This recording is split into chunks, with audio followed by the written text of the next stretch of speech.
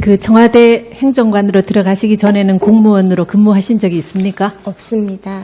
그러면은 이제 저희가 생각할 때는 언론 보도에도 많이 나왔지만 그 이제 9급에서 출발해가지고 3급 공무원이 되기까지 최소 16년, 거의 20년 이상을 근무해야지 3급 행정관이 된다고 하거든요. 네. 근데 증인이 이제 그 대선하실 때, 대선할 당시에 운동을 좀 도와드리고 그 개인적인 업무를 조금 봐드렸다 해서 증인이 3급으로 되신 것에 대해서는 증인은 어떻게 받아들이셨습니까?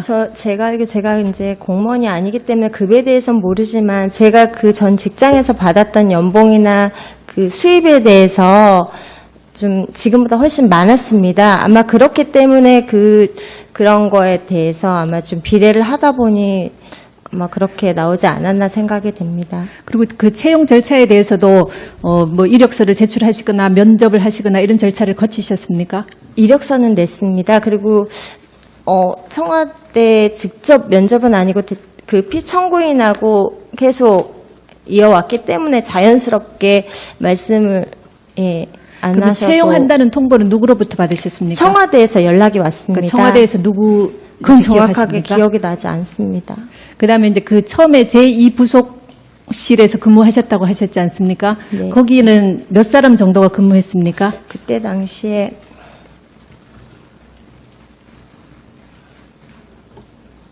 이영선 씨는 아까 계셨다고 그러셨고요. 네, 뭐 5명 또는 10명 대충 이렇게 말씀을 하시면 되겠습니다. 6명 정도로 기억하고 있습니다. 그러면 이제 그 청와대에서 당시에 밝히기를 제2부속실의 업무는 그 소외계층의 민원 업무다 이렇게 밝히신 것 같거든요. 언론 보도를 네. 보면은요. 네. 그 중에 이제 뭐 다른 분의 업무는 증인이 아까부터 계속 모른다고 말씀을 하셨지만 네. 그래도 대충 뭐 자기가 속한 부서의 공무원은 당연히 어떤 업무를 하고 있다는 거는 기본적으로 아는 거거든요. 예. 그러면 그 소외계층의 민원 업무를 한다는 그런 부서들 사람들도 있었습니까? 아, 있었습니다. 그 초에는 저도 했습니다. 같이 했습니다. 그 한두 가지만 예로 들어보시겠습니까? 민원 들어오면은 민원 업무에 대해서 저도 같이 한 적이 있습니다. 그리고 이제 아까 그 옷 대금을 증인이 봉투에 받아서 직접 갖다 주셨다 하셨지 않습니까? 네. 저희가 이제 이렇게 저도 비서가 계시지만 네. 그 통상의 절차랑 약간 다른 것 같아서 좀 네. 의문이 나는데요. 보통은 그 비서분께서 의상실에서 연락이 와서 옷값이 얼마인데 이걸 주십시오. 이렇게 절차가 돼야 되는데 네. 그러면 대통령께서 피청구인께서 의상 대금을 그럼 누군가로부터 전해 들으셨다는 거 아닙니까? 옷값을. 아니요, 제가 그렇게 전달 받지는 않았고요. 그러니까 증인이 저한테 전달을 주시고, 그러니까 직접- 상식적으로 네. 누군가가 그러니까 피청구인께 옷값이 얼마입니다라는 얘기를 들으셨습니까? 증인한테 이걸 갖다 주라 이렇게 했을 거 아닙니까? 그럼 증인 외에 그런 전달을 할 역할을 할 사람이 있습니까? 증인의 생각에는? 그거는 제가 모르겠습니다. 그러니까 통상의 그 절차랑 많이 다른 것 같거든요. 그 수행 비서나 개인적인 업무를 주로 보셨다고 하니까 네. 보통 또 의상 업무를 주로 보셨다 하셨지 않습니까? 그러면 의상 대금을 증인이 받으셔가지고 얼마인지 연락을 받으셔서 금액을 돈을 받아서 받지는 않았고요.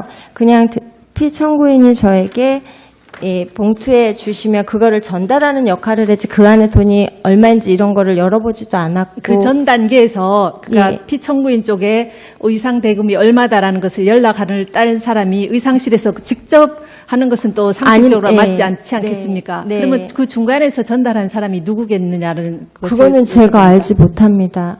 그다음에 이제 그 세월호 당일에 그 피청구인께서 9시에 관저 집무실로 들어가셨고 그다음에 이제 중간에 식사를 하신 것 예. 같은데요. 몇 네. 시쯤 식사를 하셨는지는 아십니까? 제가 기억하기로는 정시에 식사를 올려드렸지만 좀 많이 늦게 들어가신 걸로 기억을 하고 조금 빨리 나오셨던 걸로 기억을 합니다. 그러면 그 9시에 관저 집무실로 들어가시고 나서 그 다음에 증인이 뵌 것은 몇 시쯤 됩니까?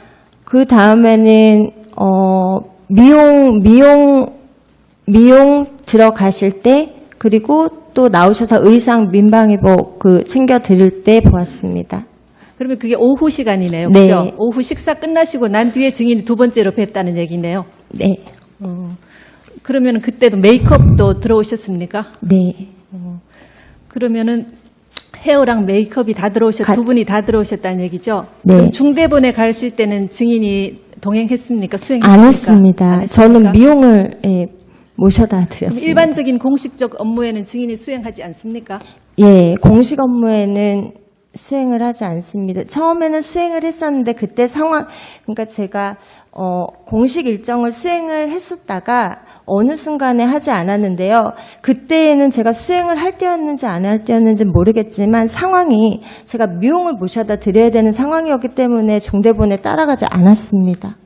그러면은 이제 증인인 TV로 그 오전부터 계속 그 배가 침몰하는 상황을 계속 보셨다고 하셨지 않습니까? 계속 본 건 아니지만 계속 TV는 틀어놓고 있고 저는 보셨는데 업무를 그- 보러 왔다 갔다 했습니다. 그럼 증인이 그 보시기에 네. 그 피청구인께서는 그 세월호 사고가 난 것을 언제쯤 아셨다고 보여집니까? 그날 당시에 기억해 봤을 때요. 처음 시작을요. 처음 아신 것이 언제쯤일 거라고 이렇게 추측이 되거나 아니면 그때 뵀을 서류를 때 아마 올려드렸을 때, 왜냐면 제가 9시에 집무실 들어갈 때는 분위기가 안정적이었고 그냥 평상적이었다가 서류가 올라가는 그 시점부터 조금, 좀 바쁘게 돌아갔기 때문에요. 근데 바쁘게 돌아간다 했는데 이제 증인이 그 두 번째 뵌 거는 오후 식사가 끝나시고 헤어랑 이게 끝날 때쯤인가 그렇다고 말씀하셨지 근데 않습니까? 예, 안봉근 비서관이 뛰어들어가고 그러니까 상황이 물론 그 당시에는 안정적이었지만 안봉근 비서관이 뭔가 막 뛰어갔던 걸로 기억을 합니다. 제가 그래서 그 상황에서는 아마 조금 네 그렇게 생각합니다.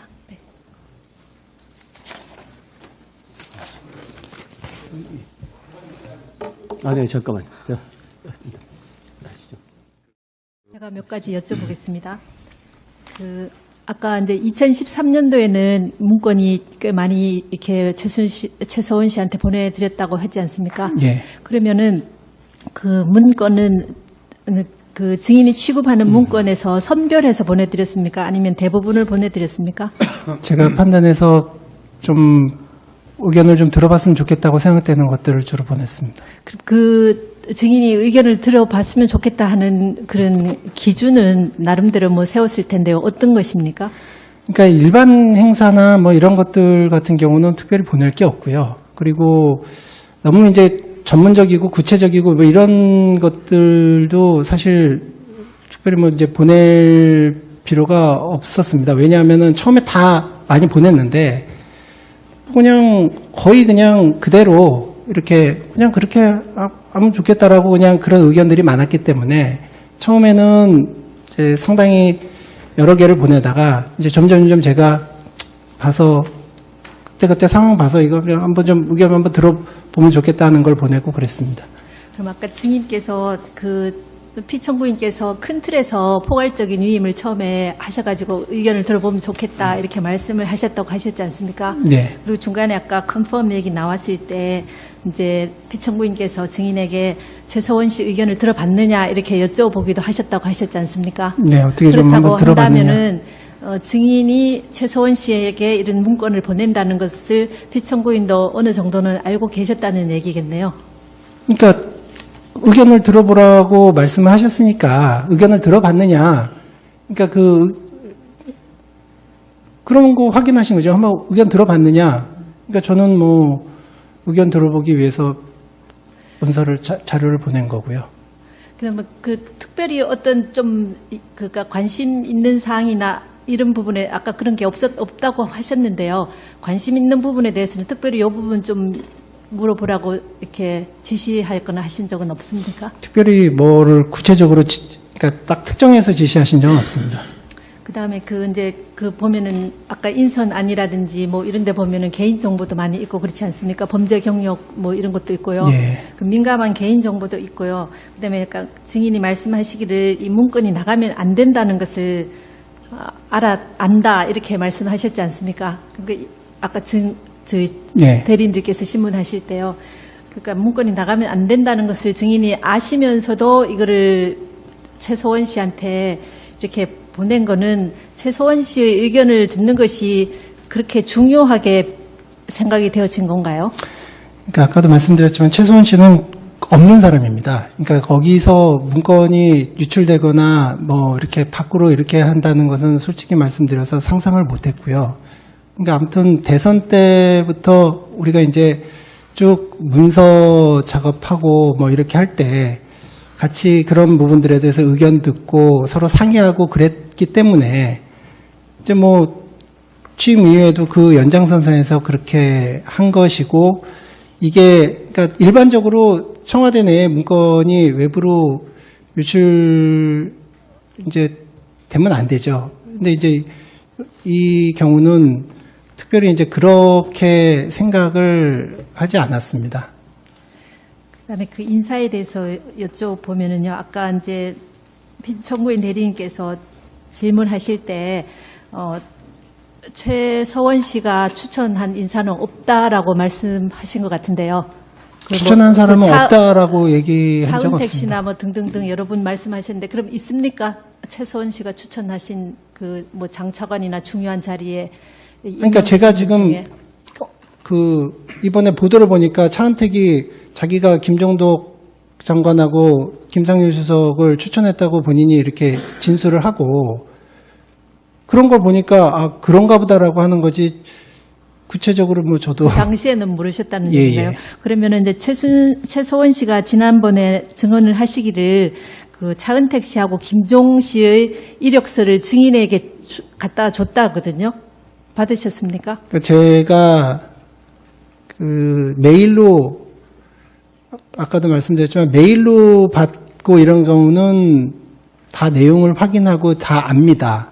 근데 이제 인편으로 받은 거는 이제 내용을 제가 모르기 때문에, 제가 최순실 씨가 인편으로 김종덕 장관하고 이제 차은택 씨 이거를 저한테 보냈을 수는 있겠지만, 그러니까 제가 몰라요.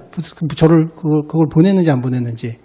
그러니까 아무튼 메일로 보내지는 않았기 때문에 제가 기억은 못합니다.